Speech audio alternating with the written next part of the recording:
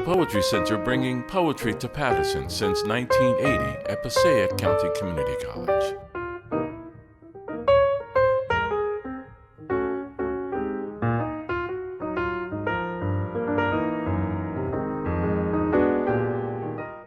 Anyway, today I'm very pleased to welcome two wonderful poets. And the interesting thing, and I didn't know that when I invited Chen Chen, was that Chen was Martina Spada's student.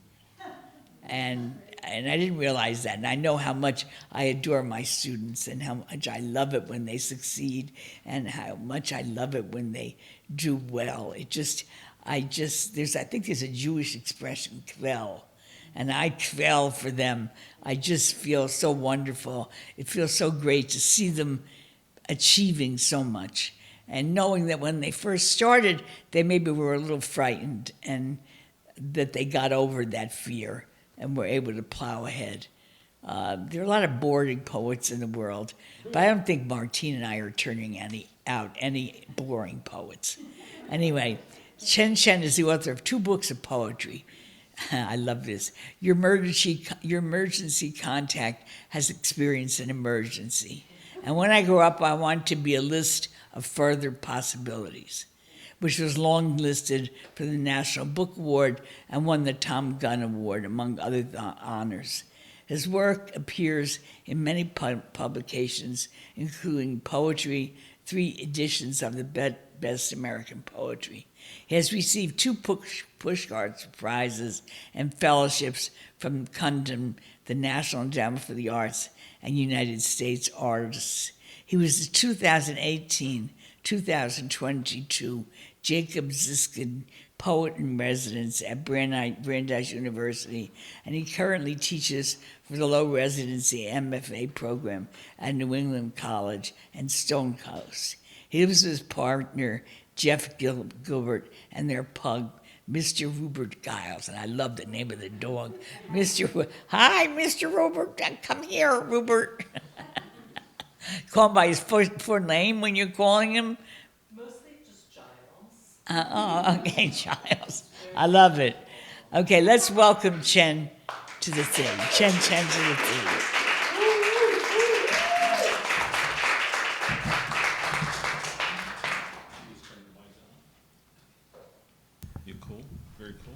Hello. Can you hear me all right? Okay, thank you. Thanks, Maria. And thank you all for being here. Thank you to the Paterson Poetry Center.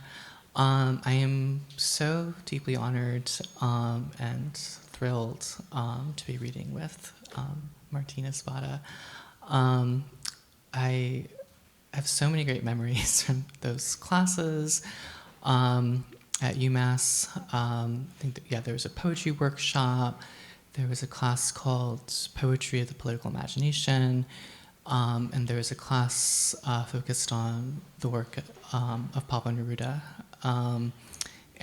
Just learned an incredible amount about not only poetry, but how to be a poet in the world.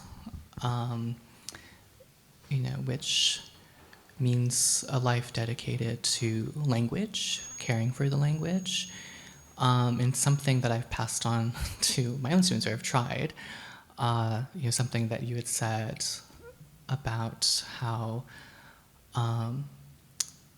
politicians and the powerful take the blood out of language, and poets put the blood back into language, and that's stayed with me all this time. It will stay with me forever, and can only hope to continue that legacy. So in that spirit, I want to start with a poem that I first encountered in one of those classes. A poet by the name of Roque Dalton, and this poem is called Like You, and it's translated from the Spanish by Jack Hirschman. Like you. Like you, I love life. I already messed it up. I'm a little nervous. Reading from my teacher. Okay. Like you. Like you, I love love. life, the sweet smell of things, the sky blue landscape of January days. And my blood boils up, and I laugh through eyes that have known the buds of tears. I believe the world is beautiful, and that poetry, like bread, is for everyone. And that my veins don't end in me, but in the unanimous blood of those who struggle for life, love, little things, landscape and bread, the poetry of everyone.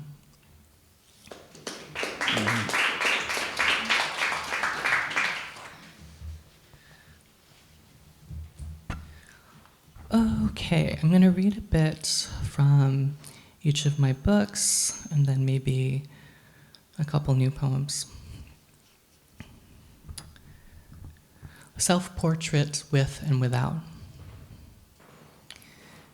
With dried cranberries, without a driver's license, with my mother's worry, without till recently my father's glasses, with an A in English, a C in chemistry, with my mother saying, you have to be 3 times better than the white kids at everything, without a dog or cat, with a fish I talked to before bed, telling him my ideas for new kinds of candy, with a tutor in Mandarin, with the 1986 low-budget live-action TV version of Journey to the West, with Monkey King's quest for redemption, Buddhism through Monster of the Week battle sequences, with thinking, I've grown up now, because I regularly check the news in the morning, with the morning the children spared or missed by the child with a gun go back to school, make the same jokes they made 3 Mondays ago, but in a different voice. With a younger brother who is taller than I am. With the youngest brother who wants to go to art school. With my mother's multiplying worries. With my brothers, with the cry of bats, with the salt of circumstance, without citizenship, with the white boy in 9th grade who called me ugly, without my father for a year because he had to move away to the one job he could find on the other side of the state, with his money transferred to my mother, with William Carlos Williams, with the local library, with yet another bake sale for Honduras in Massachusetts suburbia, with the earthquake in my other country, with my mother's long-distance calls, with my aunt's calls from China when the towers fell. How far are you from New York? How far are you from New York? With cities fueled by scars, with the footprint of a star, with the white boy I liked, with him calling me ugly, with my knees on the floor, with my hands begging for straighter teeth, lighter skin, blue eyes, green eyes, any eyes brighter, other than mine.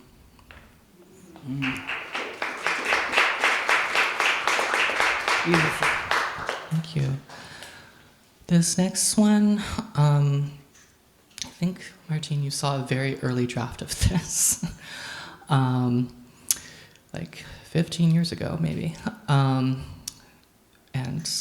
I remember actually continuing to work on this poem up until 2 weeks before the final manuscript was due to the publisher.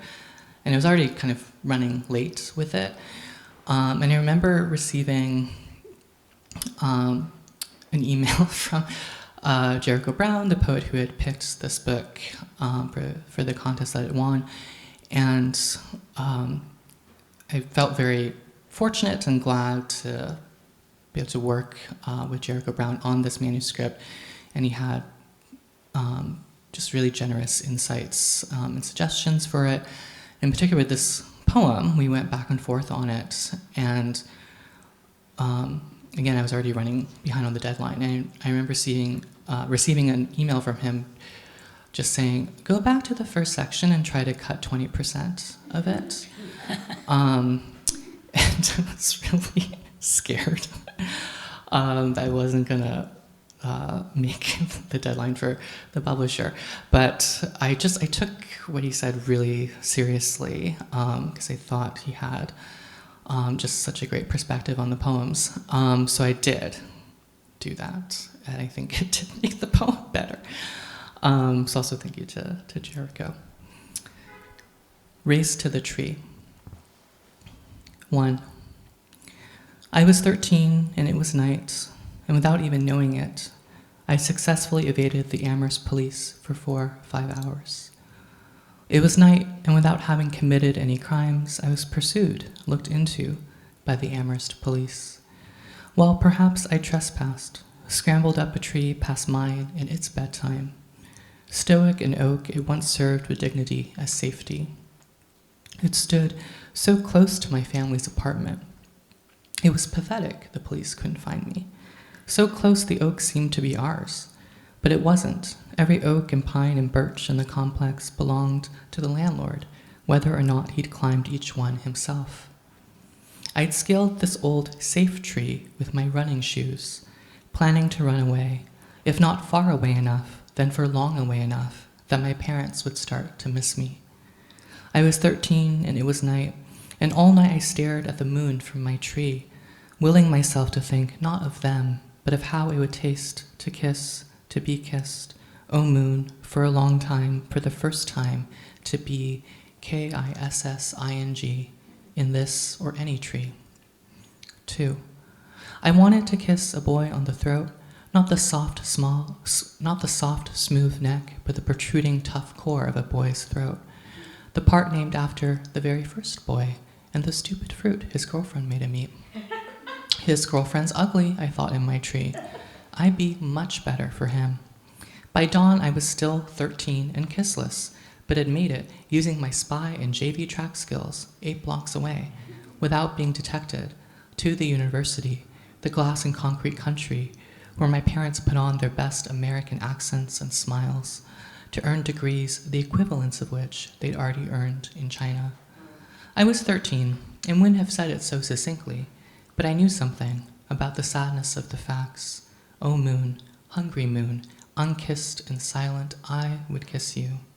In that moment, though, I decided to spit and kick at the gray concrete, recalling mom and dad's idiot faces yelling at me.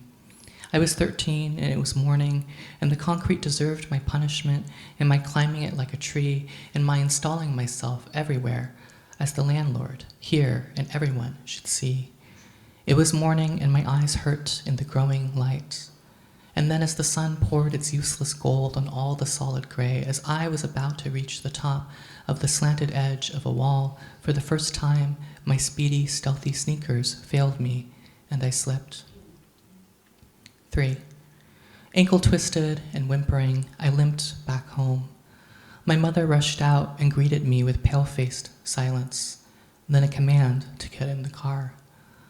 As she drove me back to campus, this time to the student clinic, she told me that she had called and called the police, who had told her, "It'll be all right, we'll find him," though they hadn't, maybe didn't even bother to try. I watched my mother's fingers on the steering wheel. An hour later, I boarded the bus to school on crutches. At school, I told the boy I liked, the boy with the best mile times on the team, that I was just getting some extra practice and wasn't careful, and guess now I'll never be as good as you this season. He looked at me for a moment, looked away. I didn't tell him I spent all night in a tree because my mother slapped me after I told her I might be gay. I didn't tell him that I hit her back, that my father tried holding us apart like the universe's saddest referee. I didn't show the boy the bruise, I didn't show the doctor. I said, "Good luck at the race today," then closed my eyes, thought of night, of the moon bobbing through it, like an Adam's apple plucked out, bobbing through a dark absence of throat. Oh, silent and unkissed, that's how I wanted you to suffer too, boy who wouldn't look at me. Seeing you run so beautifully on the track that afternoon, I wanted you to suffocate, breath starved from all the miles you'd run away from me.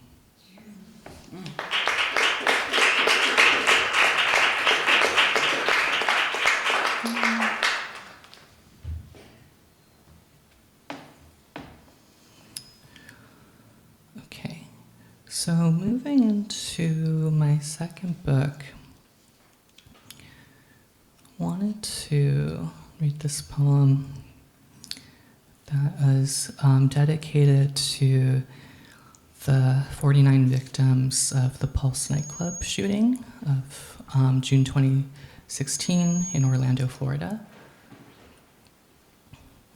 And the poem also makes reference to a song and music video by the Korean-American artist Yeji. Thank you. Elegy while listening to a song I can't help but start to move to. For Pulse. 1. What breaks me is their giddy, their swaying moments before. 2. Yeji sings, this product is called depression, and I think about how I haven't been out dancing in a year, and how I say, because I'm a homebody, when my body misses the way bodies become song and light. 3. They're singing along, their jokes, their swoon-worthy moves. 4. How does a body forget all danger and become song, swoon? 5. In the music video, Yeji critiques makeup tutorials by performing one. The makeup products are ego, embarrassing moments, capital D, depression. 6. How does a queer body? 7. I'm in my 7th grade bedroom again, quietly putting my hands on the warm hips of a tall column of air. I've sculpted the air into a boy, Jake B., who sits across in history. I feel finally inside my own face. I'm giddy, then afraid. 8. They're clumsy but don't care. Their beauty, the beauty of the night lit up by a lyric, a kiss, some impossibly impeccable hair. Forgetting all danger because the lungs need to, the legs. 9. In the music video, Yeji dances to the rhythm of her own satirical ritual, finding joy or something like it. 10. They're finding each other. 11. What breaks? 12. How sings a body? 13. One night I walk by a soccer field and see college boys playing, touching each other rough, bare chest meeting bright t-shirt shoulder, and I can't help but think sports are super gay. Think the word glistening must have been invented for just this sight. Their moonlit collisions, my instant replays and slowest cue the soft music motion. 14. The body's truest thought is play, moon. 15. How does my body? 16. In the song, another makeup product is the unexpected tomorrow. Yeji sings, put on the unexpected tomorrow. Yeji sings and I sway, and yet their laughter, I keep hearing their laughter moments before.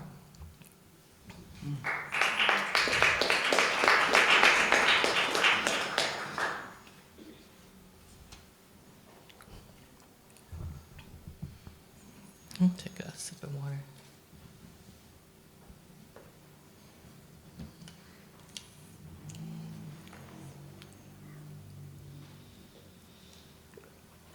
The next poem is called Spring. I'll just let you process that title while I take a sip of water.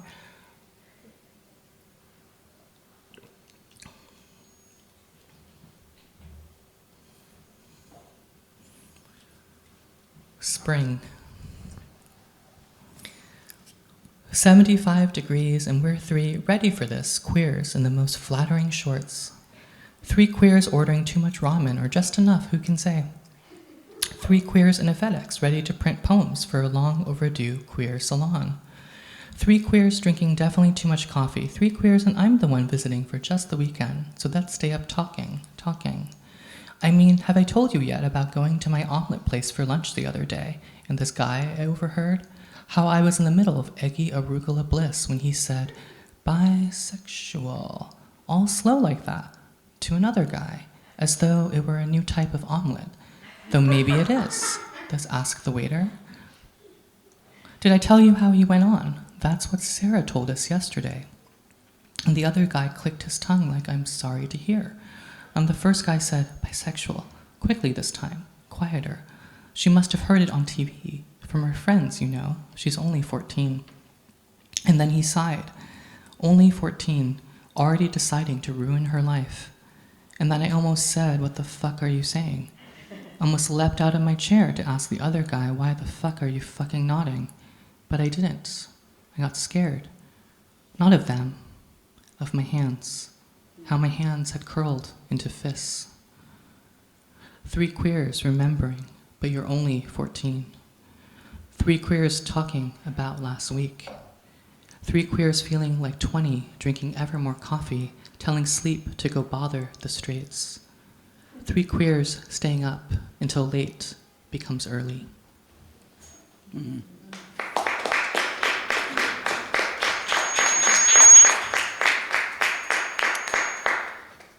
Okay, I think I will read.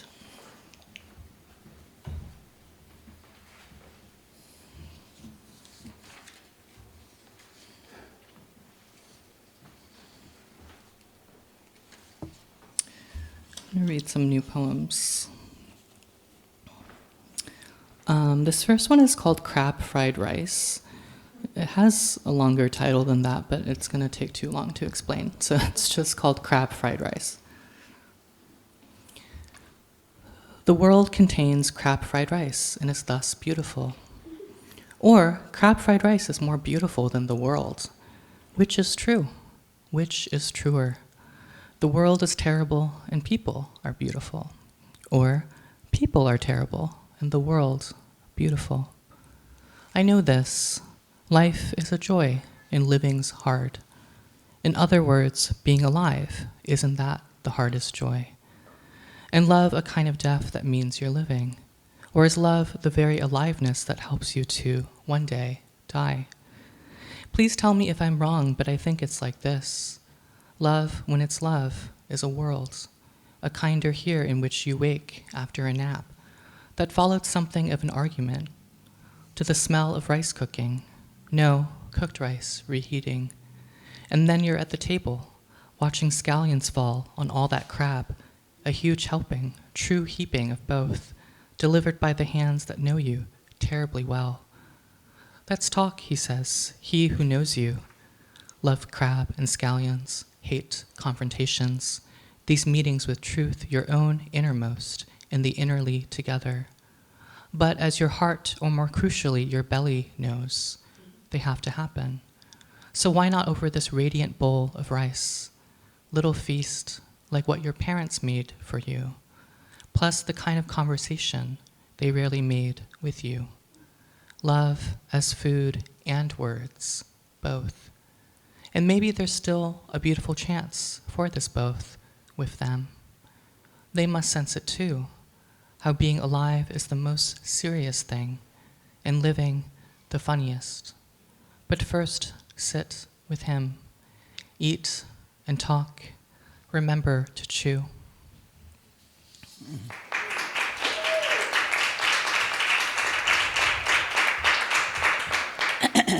Okay, 2 more. This is called Going Down Singing, and has an epigraph from Jean Valentine, who died, I believe, at the end of 2020. And the quote from Valentine goes like this: "Listen, kindness, we're in this thing like leaves." Going down singing. The billionaires want me to love X, space and box, and especially Doc. And I do love XOXO. But isn't the best letter of them all W? W. Amazing. Also amazing, the pairs of words, to you, for you, though best beautiful of them all, with you. And isn't it better beauty with someone, this winter sun, through such leafless trees with you? I can better love this light despite the damn cold. And it's easier peasier to love the world in spring. But with you I can doubly love, fully sing the sun's face and breath, caught in the breathing arms of an elder elm. Hey, quick reminder, in this maybe long but always brief thing we're in, don't you dance, don't you be for anything less than song.